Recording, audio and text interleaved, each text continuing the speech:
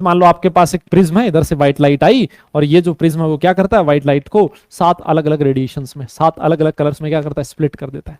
और ये जो आपने लिखा है ये लेमडा का इंक्रीजिंग ऑर्डर होता है ना, रेड की लेमडा ज्यादा, वायलेट की लेमडा कम। तो एक तरह से आपने क्या किया, एक फोटोग्राफिक फिल्म पे डिफरेंट डिफरेंट वेवलेंथ की जो रेडिएशंस है उनको अरेंज कर दिया, and this arrangement is known as spectrum. Done. इसी को क्या बोला जाता है बेटा, स्पेक्ट्रम बोला जाता है। अब ये जो स्पेक्ट्रम आपको दिख रहा है ना, ये कॉन्टिन्यूस स्पेक्ट्रम है। कॉन्टिन्यूस क्यों? क्योंकि आप देखो एक कलर दूसरे में मर्ज हो रहा है, दूसरा तीसरे में, तीसरा चौथे में, चौथे पांचवें में, कहीं पर भी डिसकंटिन्यूटी नहीं आई है। So this type of spectrum is known as continuous spectrum. Actually spectrum जो होता है ना वो दो तरह का होता है बेटा। कॉन्टिन्यूस देखो ये रहा, यहां से लेके यहां तक देखो कहीं पर भी बीच में डिसकंटिन्यूटी नहीं है, है ना, दिस इज कॉन्टिन्यूस स्पेक्ट्रम। ये वाला भी कॉन्टिन्यूस है, ये वाला भी कॉन्टिन्यूस है। और डिसकंटिन्यूस स्पेक्ट्रम क्या होता है, डिसकंटिन्यूस बोल दो या फिर लाइन स्पेक्ट्रम बोल दो। आपकी स्क्रीन पर देखो यहां से यहां तक लाइट है, बीच में यहां पे लाइट गायब है ना, यहां पर डिसकंटिन्यूटी आ चुकी है, फिर उसके बाद वापस वेवलेंथ आपके सामने, यहां पर वेवलेंथ है, बीच में वेवलेंथ गायब है, फिर वेवलेंथ है, फिर गायब है, फिर गायब है। तो ये जो एग्जांपल्स हैं ये बेटा किसके हैं, डिसकंटिन्यूस स्पेक्ट्रम के एग्जांपल्स हैं।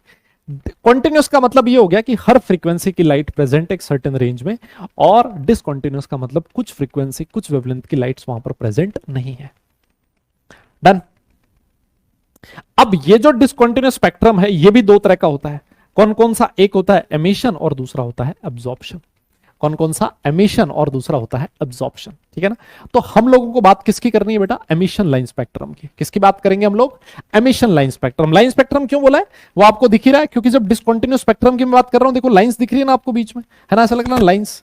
यस, कई बार लाइंस जो है देखो यहाँ डार्क है और ये वाली जो लाइंस है वो ब्राइट है। तो कई बार लाइंस डार्क भी हो सकती है, ब्राइट भी हो सकती है, डिपेंड करता है ना, कि स्पेक्ट्रम किस तरह का है। तो अगर मान लो मैं बात करता हूं एमिशन लाइन स्पेक्ट्रम की, तो एमिशन लाइन स्पेक्ट्रम क्या है, इसको आप थोड़ा सा समझो, है ना, इसको आप थोड़ा सा समझो। जैसे मान लो आपके पास एक सैंपल है, इसको आपने हीट किया, इंटेंस हीट,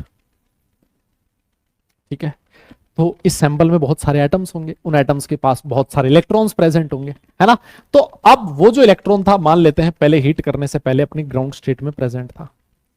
जब आपने इसको हीट किया तो इस इलेक्ट्रॉन को एनर्जी मिली, और ये इलेक्ट्रॉन यहां से उछल कर कहां चला गया, एक्साइटेड स्टेट में चला गया, हायर एनर्जी वाली स्टेट में चला गया।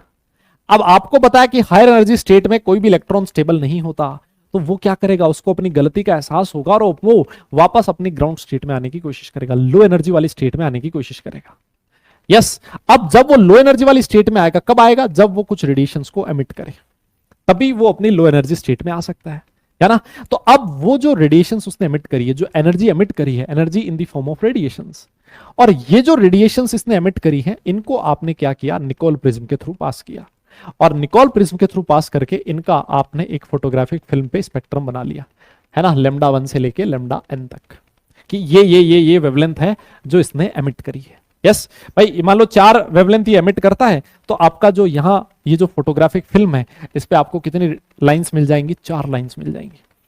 जो रेडिएशंस इसने एमिट करी हैं, जितनी रेडिएशंस इसने एमिट करी हैं, उसी फ्रीक्वेंसी के कोरस्पॉन्डिंग, उसी वेवलेंथ के कोरस्पॉन्डिंग आपको यहाँ पर लाइंस दिखेगी। तो इससे आपको ये पता लग जाएगा कि ये जो आपका सैंपल था, इसने कौन कौन सी लाइंस को, कौन कौन सी वेवलेंथ की लाइट को एमिट किया है ना। और क्योंकि एमिटेड वेवलेंथ को आपने स्पेक्ट्रम में उतारा है, so this spectrum is known as emission spectrum, ठीक है। इसको क्या बोला जाता है, एमिशन स्पेक्ट्रम। और एमिशन लाइन स्पेक्ट्रम क्यों बोला है, क्योंकि आपको लाइंस दिखाई दे रही हैं। मेरी बात समझ में आ गई? यस, बहुत बढ़िया।